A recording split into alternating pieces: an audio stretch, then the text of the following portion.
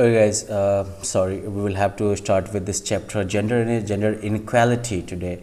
And in this chapter हम लोग जो है we are going to learn कि gender का term as a term gender का मतलब क्या होता है, फिर gender discrimination क्या होता है, कैसे होता है, और सरकार जो है वो gender inequality को हटाने के लिए कैसा प्रयास कर रही है. So let us begin with this conversation between Ria and Rohit's grandmother.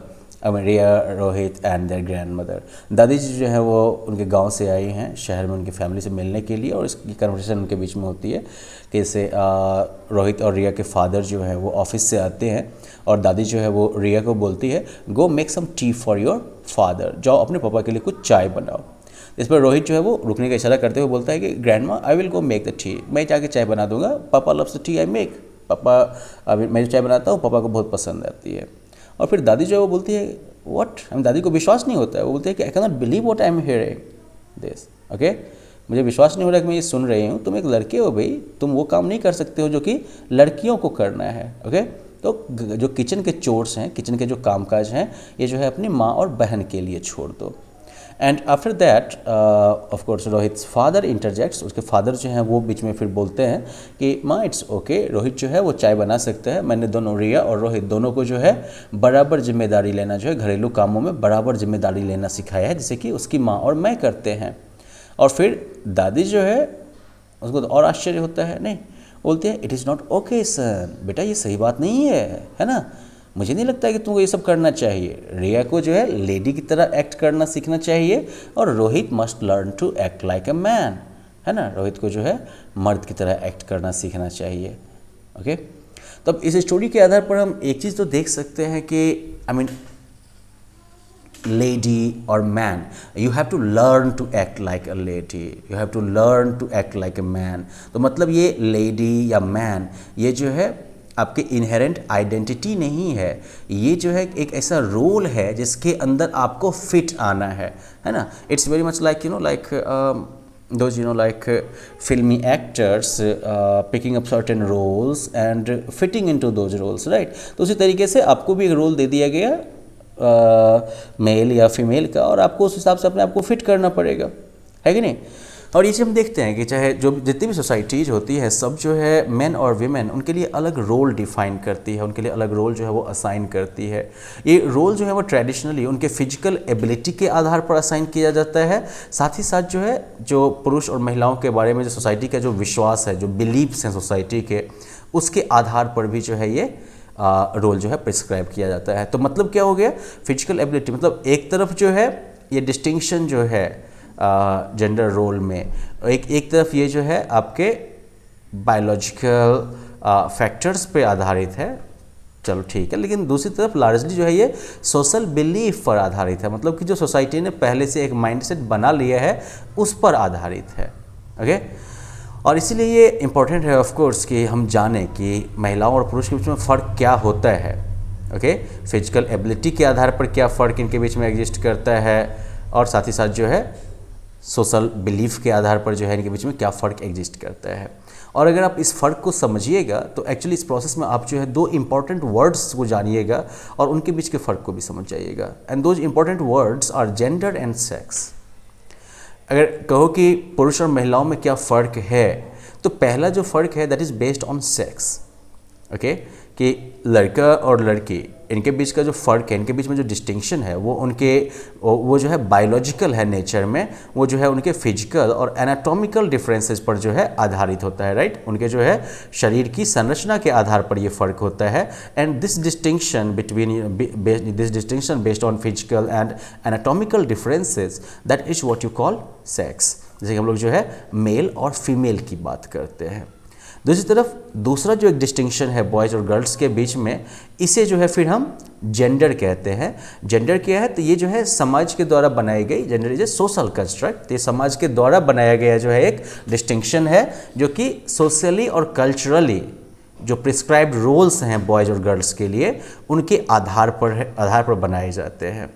अब हमारी जो फैमिली है, कम्युनिटी है, स्कूल है, ये सब जो है डिफरेंट सोशली अप्रूव्ड बिहेवियर्स का जो है एक लिस्ट बना देती है बॉयज़ और गर्ल्स के लिए, और जब आप बड़े होके जो है पुरुष आई मीन मैन या विमेन के तौर पर जब आप बड़े होते हैं तो हम क्या करते हैं, तो हम जो है इन्हीं सोशली डिफाइंड रोल्स को जो है इम्बाइब करते जाते हैं, आत्मसात करते जाते हैं। इम्बाइब मतलब हो गया आत्मसात करना, तो हम इसी रोल को इम्बाइब करते जाते हैं अंटिल यू नो वो जो है हमारी पहचान का जो है अभिन्न हिस्सा बन जाते हैं। ओके तो हम जो है बेसिकली अपने आप को जो है इन जेंडर रोल्स में ढाल लेते हैं, जिन जेंडर रोल्स के जो जेंडर रोल्स हमारी सोसाइटी के द्वारा डिफाइन किया गया है, हमारी सोसाइटी के द्वारा जो है बनाया गया है।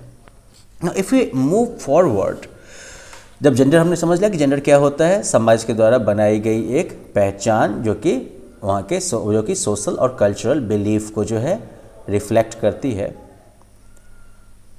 अब सोसाइटीज़ पूरी दुनिया में अगर सोसाइटीज़ की बात करें तो वो जो है बॉयज़ और गर्ल्स के बीच में डिस्टिंक्शन जो है बहुत ही अर्ली एज से शुरू कर देती है।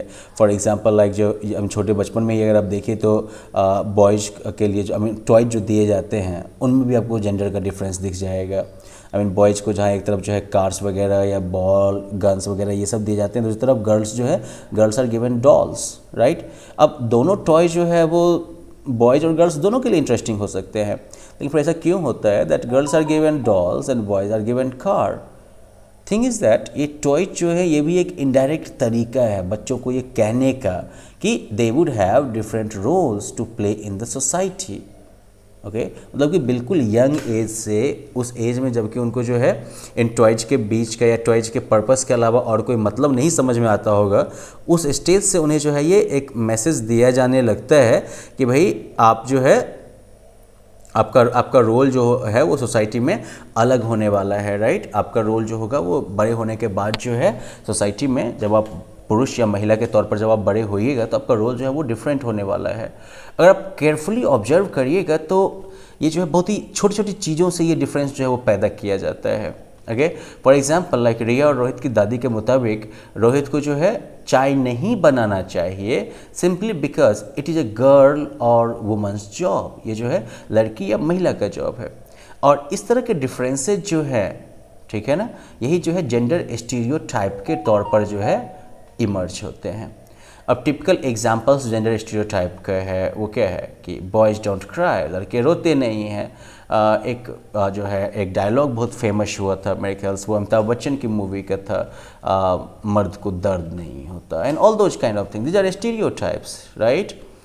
आई mean boys don't cry, I don't believe that. आप में से ज़्यादा जो होंगे बॉयज़ सबको कभी ना कभी रोने का बढ़िया मौका मिला होगा, है कि नहीं, खास करके जब पेरेंट्स के हाथों जो है बढ़िया बढ़िया जो है खाने को मिला होगा। तो दूसरी तरफ girls are bad at mathematics, well one cannot be, I mean this cannot be far from the truth. Okay, if you don't believe you can look at some very famous scientists. ऐसा तो है नहीं कि वो लोग जो है बिना मैथ पढ़े हुए बन गए। ऑफ कोर्स मैथ की नॉलेज आपको कहीं ना कहीं ज़रूरत पड़ती ही है। Technology is for man. Well, if that is true, in that case, how are there women pilots in the world? Or what was her name, Kalpana Chawla, and then there was this Sunita Williams, and many women have gone and done accomplished many great things in the field of science and technology, right?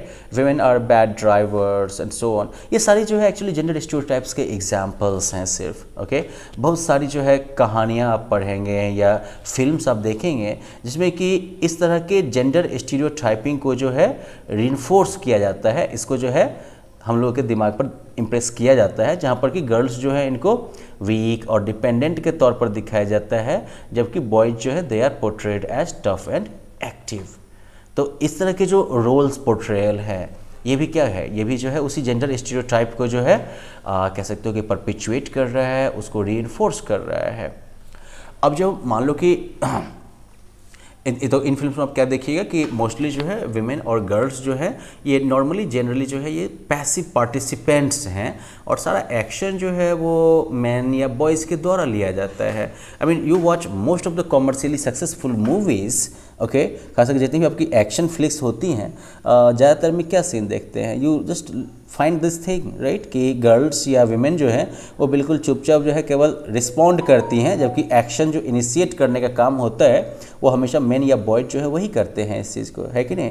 I mean I remember watching films by like I mean Sunny Deol and all those, और like even modern times those action flicks and everything where female characters are simply for the sake of like bringing some glamour to the whole thing, but it doesn't, I mean they don't have many powerful roles for them.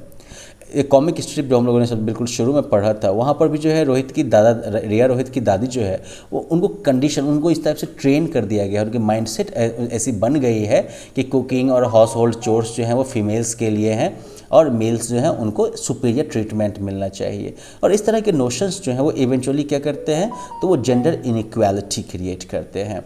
So well, we are going to talk about this gender inequality in the next class, and then we will, like in the even, next lesson we will look at how government is trying to, like control this thing and everything. Okay.